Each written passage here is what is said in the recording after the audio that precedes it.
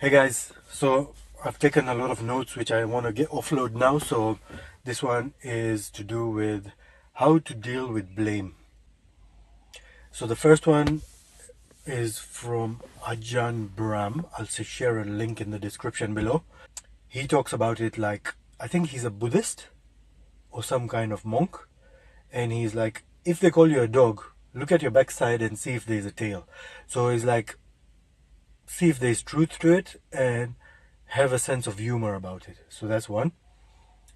Now, he gave another story of how this farmer was very angry at this donkey because it fell in the hole, and he just kept throwing mud at this bloody donkey. He's like, oh, just not being very nice. But what the donkey did instead was shake it off, stamp on it to make himself a little bit higher until he got out. And there is a nice quote by someone along the lines of laying a solid foundation with the brick someone throws at you. I'll try and share that. That's what life throws at you. Life keeps throwing bad things at you, and you just take it and make it your superpower. Guitarists, they end up getting calluses and hard bits on their skin because they keep playing guitar. So that's the injury they give themselves to play the guitar better. So think of it that way. There's so many other examples like that. When you blame others, you're disempowering yourself. You're giving your blame the power. Don't blame mistakes, grow from them. In my case, I say that it's good to focus on the mistake in the start, but after you have studied it completely, you have to focus more on the solution than the mistake itself. Now, when you're giving criticisms and you want to try and give some feedback to someone, use that sandwich method. Give enough compliments until you feel like their ears have opened to take on the negative feedback or constructive feedback. And then again, because it's a sandwich, you close it with more compliments like, I love working with you, you're really good at this and that. And this one's really nice. I like this. You decide what you want to put in the spam folder. So keep in mind and take feedback like your inbox. So that's from Ajahn Brahm. Another one was, there's a video called Blame Shifting Narcissist by Roberta Shale. But this is what she's saying. They're going to get your guard down to get info on you and then use it to hurt you. Observe their tactics and strategies. Now this is with toxic people. Like she says, like the subject says, narcissists. They don't want to blame you because they're angry for your improvement or trying to give you something. They want to blame you because they want to be toxic to you. So in this case, figure out their tactics and find a way to shield them. They'll find ways to make you explain yourself. You don't need to defend your name or explain yourself. They're so good at it. They'll find a way to make you the victim and then blame you as the victim and then be like, oh, you're being a victim. Or they'll be like, try and get all the information from you to use it against you in the future. So it's very clever how they do these things, and you just have to find ways to block it. When they create their own stories, affirm your neutrality. Basically, that's not the way I remember it. Just keep affirming, keep your foot steady and say, that's not how I saw it. That's not how things went down, because this comes into gaslighting now. And talk only about yourself.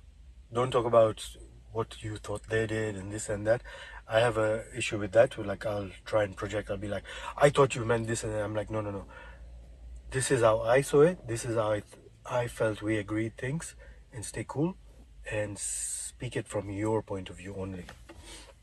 Oh, this one's juicy because two people in my life used to do this to me a lot, and they really gaslit me. One was, and it's saying how they know you better than you know yourself. Don't express empathy or sympathy. Do not apologize unless you are really wrong. And Osho says, tell them, give me 24 hours to think about this before I give you my reply. That's one of the best things. Give me some time. Let me think about this. Let me get back to you. These are some of my main sentences I use with these kind of people. And then Once you figured it out, only apologize for the part you were wrong. You don't take the whole blame, because it takes two to tango. There were some things they must have done wrong, some things you must have done wrong. So you figure out, you'll be like, yeah, this is the bit, these are the things I went wrong in, and I'm sorry for that, I'll work on it, or I'll do this, I'll do that, just to show that you are going to do your bit. Resist the urge to comfort them. Well, if it's your partner, then it's a different story, but this is taking blame from narcissists. Now, another one's from Andrew Kirby. When you get insulted, it's outside of your control. So you need to stop letting others take control of your mind. Marcus Aurelius said something along the lines of, you got offended because you chose to be offended. I'll share that quote. It's a very nice quote. You don't change your behavior, and don't keep thinking of why they said that or reply what they said. Huh? Okay, so don't, your shower thoughts when you're in the shower. Oh, I should have said this. I could have told them that. Next time I see them, and that's too much. So don't change your behavior, and don't keep thinking. Don't keep ruminating in those things. Now there's some numbering in here, so let's see. Internally, you can tell yourself, do I value this person's opinion? If yes, then you need to find out if there is some truth to it. And this is one thing. I have a checklist for myself. I might share it with you, I might not, but first of all, was there truth to it? Second of all, if there was truth to it, are they important enough for me to change? Or do I need owe them an apology? Things like that. If it's not true, then the person is not rational. So you need to make the logical conclusion that it's not worth wasting your time on. Okay, that's internally.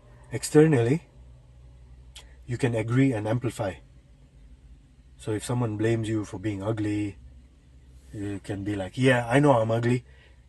That even dogs run away from me, bringing that sense of humor, bringing that sarcasm.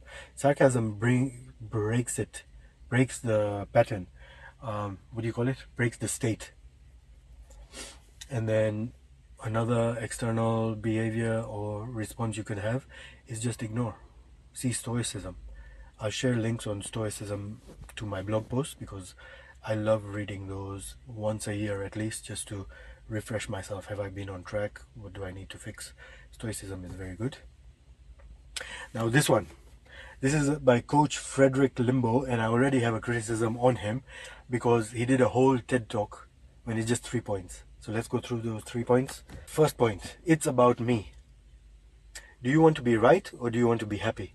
This is also Steve Harvey, who used to be like, when you're in an argument with your partner, you can be right, or you can win, or you can be happy. And I tell my partner all the time, are we trying to win the argument? Is one side trying to win, or we're both trying to win, and we're going to come to forget who is right and do what is right for the relationship itself? Sometimes you just need to, be right and, deal with your egos and whatever. So you can come to your own understandings for that in your relationship. Look from the other person's perspective. Change from me to we. Look at the other person's intention. They're late, so they're flashing at you. And you're, this is the car one. They're late, or they're flashing at you, or they're tailing you from the back. So you can, instead of jumping to the conclusion, this is a bad driver, bully, this, that, you can be like, oh, this person might be late. This guy might need to go in a hurry, so let them pass. They have an important text, so couldn't focus on the presentation. They have something going on in their lives. Try and put a positive story towards or a story that justifies their behavior. Okay, so that one was, it's about me. Second point, it's about me in a different way. It's hit my insecurity when they've blamed me, they've criticized me. I'm like, oh, there's some soft spot here. Maybe I am driving slow. Maybe I am dragging the presentation. There is some truth in it. It could be rooted in your childhood. And the last point he makes in this one is where he's like, he takes a $20 note. I think he chews it up, crumples it, stamps on it, throws it on the floor, all these different things. And then he picks it up again and asks the crowd, has it stopped being a 20? Still a 20, right? So whatever they do or say, you always keep your value. That's a very nice message. And I'll cut it there. Chublacha, chublacha. You decide what you want to put in the spam. Oh my gosh, just speak.